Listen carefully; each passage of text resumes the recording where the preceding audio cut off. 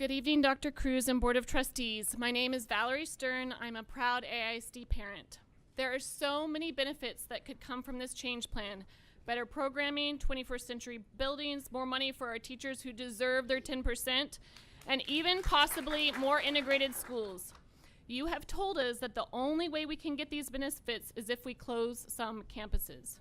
You must ensure that closures do not disproportionately affect our economically disadvantaged students.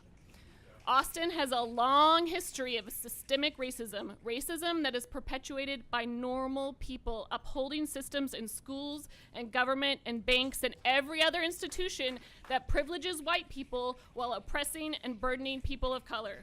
You are about to decide whether this change plan will continue that history.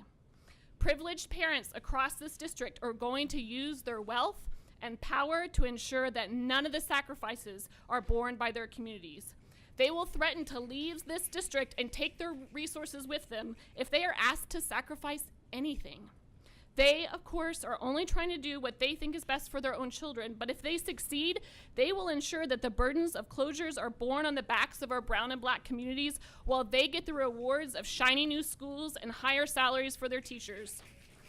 If the rewards are going to be felt across this district, we must ask that the sacrifices be felt across this district as well. You can ensure that our most vulnerable communities are not asked to take on more than their fair share of closures by including in the guiding principles a cap on the percent of EcoDis students affected to be no more than the overall district percent of EcoDis students. If you do not do this, you risk repeating history.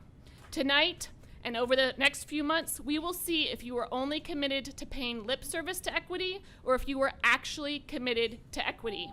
Please be the leaders we need, the leaders to inspire us to live out our professed values of equity, diversity, and justice. Thank you. Thank you.